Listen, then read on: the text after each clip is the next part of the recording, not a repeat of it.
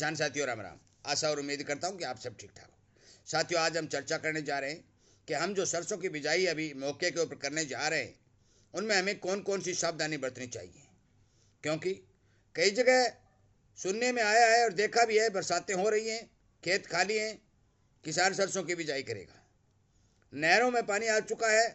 जो जो ग्वार, मूंग और मोट की कटाई हुई है उन खेतों में भी किसान सरसों की बिजाई करेगा। परंतु बिजाई करते समय किस बात की सावधानी किसान के लिए जरूरी है, इस बारे हम चर्चा करने जा रहे हैं। क्योंकि एक छोटी सी गलती किसान को भारी नुकसान कर सकती है। इसलिए मेरा आपसे भी निवेदन है कि आप इस वीडियो को ज़्यादा से ज़्यादा किसानों तक शेयर करके उन्हें इस बारे जानकारी देने का काम करें।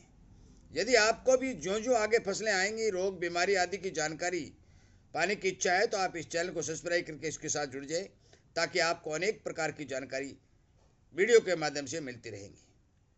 वैसे तो मैंने काफ़ी वीडियो सरसों के बारे में, खाद और बीज की मात्रा आदि के बारे में बना दिए हैं, इस चैनल के ऊपर आपको मिल जाएंगे।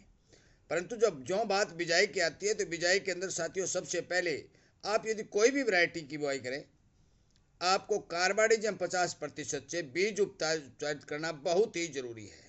क्योंकि बीज की जड़ को सुरक्षित रखना किसान का परम कर्तव्य बनता है। यदि बीज की जड़ सुरक्षित होगी तो आप मान के चलो कि आपकी बिजाई सुनिश्चित से ठीक जमाव पर आएगी और पौधे ठीक और स्वस्थ खड़े हो जाएंगे। नंबर 2, लगभग किसान साथी ट्रैक्टर से बिजाई करते हैं। एक बात साथियों ध्यान रखने वाली बात है, अगेती सरसों की बिजाई करते समय आपको ट्रैक्टर जो बीज डालता है उस बीज के बारे में विचार करना अति आवश्यक है कि वो बीज ली में डाल रहा है या ऊपर डाल रहा है। काफ़ी मशीनें जो किसान बुआई करते हैं बीज ऊपर डाल देती हैं और अगेती सरसों उसमें उगाव पूरा नहीं ले पाती।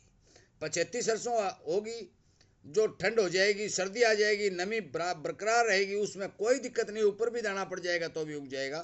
परंतु इस समय यदि थोड़ा सी ऊपर दाना पड़ जाएगा तो आपका दाना कतई नहीं उगेगा, आपको इस बारे नुकसान होगा। तीसरी बात, बीज उपचारित करने की जो बात कही, बहुत से किसान भाई गिरिराज नामक वैरायटी जो भरतपुर के, उसका बीज मेरे से ले जा भी रहे हैं। मेरे नंबर भी मैं दे रहा हूँ 98 130 78 943। भरतपुर से भी ले सकते हैं, हिसार से भी ले सकते हैं। मैं आपको स्पष्ट तौर पर बता देना चाहता हूँ, राजस्थान के अंदर श्रीमान किरोड़ी लाल जी मीणा लगातार बीज कंपनियों के ऊपर छापे मार रहे हैं। जहां बिजाई होनी है मूंग का बीज तैयार होना है, वहां नरमा कपास खड़ा है। ग्वार का बीज तैयार होना है, वहां मूंग नरमा कपास खड़ा है, बाजरा खड़ा है। मेरा कहने का मतलब है कि कोई भी कंपनी सुनिश्चित तरीके से बीज तैयार नहीं कर रही। कुछ चुनिंदा कंपनियां ठीक बीज तैयार करके किसान को दे रही हैं और वो बहुत ज़्यादा महंगा दे रही हैं। हिसार यूनिवर्सिटी जो हरियाणा की है, चौधरी चरण सिंह कृषि विश्वविद्यालय के नाम से प्रसिद्ध है। दूसरी भरतपुर सरसों अनुसंधान केंद्र राजस्थान में है।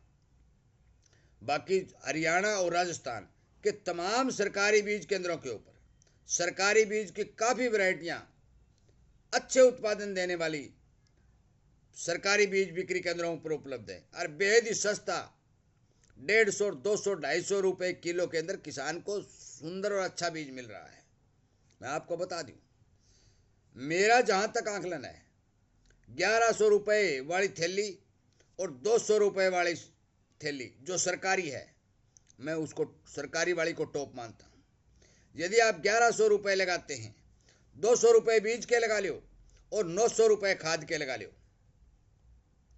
तो डबल और ट्रिपल आपको फायदा होगा। और 900 रुपये जो बचेंगे उसमें 500 रुपये का एक सुपर का कट्टा आ जाएगा और 300 रुपये की 80% वाली आपकी 3-4 किलो सल्फर आ जाएगी। आपका खर्च निकल जाएगा। इस बारे आपको विचार करना चाहिए कि आप जिस हिसाब से 1100, 1200 रुपये दे करके जो बीज ले आ रहे हैं, मैं बार बार आपको बता रहा हूँ कि वो ज़्यादा उत्पादन नहीं दे रहा है। मैंने राजस्थान में कुछ एरिया में ये भी देखा है कि लोग अपने नाम से वैरायटी बना करके बीज बेच रहे हैं कि मैंने ये वैरायटी तैयार कर दी। साथियों, वैरायटियाँ ऐसे तैयार नहीं होती। वैज्ञानिक और विशेषज्ञ की पूरी उम्र निकल जाती है जब जाके वैरायटियाँ तैयार होती हैं। 2 या 3 बीजों का संक्रमण करा करके पौधा उगाया जाता है। इस पौधे के जीन इसमें डाले जाते हैं, इस पौधे के जीन इसमें डाले जाते हैं, जब जाकर वैरायटियाँ तैयार होती हैं। किसान घर में और खेत में वैरायटियाँ तैयार नहीं कर सकता, इसलिए इस बारे विशेष ध्यान रखना जरूरी है। मैं आपको बता देना चाहता हूँ कि भ्रम से बच करके, पैसे बचा करके, ठीक बीजों का चयन करके अपने खेत में सरसों की बिजाई करें, ताकि आपको ठीक पैदावार मिले, ठीक फसल मिले और आपका खर्च भी बचे। ज्यों ज्यों आगे आगे रोग बीमारी आदि का सिस्टम फसलों में आएगा, मैं वीडियो के माध्यम से आपको सावधान और सचेत करता रहूँगा। बिजाई के समय जो खाद देनी है वो खाद पहले ऑलरेडी मैं बता चुका हूँ, और कल वह एक वीडियो बनाकर फिर बता दूंगा कि बिजाई के समय इस खाद को देना अति आवश्यक है, क्योंकि सरसों के लिए जो रिकमेंडेशन आती है, जो उसको ज़रूरत होती है, उसी खाद को यदि आप डालेंगे तो आपको फायदा होगा।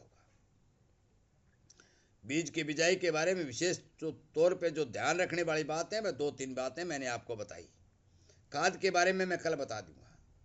मैं आपसे विनय निवेदन करता हूं कि इस वीडियो को अनेक किसानों तक शेयर करें, ताकि वो ठीक सावधान हो सके और अपना खर्च बचा करके अच्छी पैदावार लेने की कृपा करें। जय हिंद।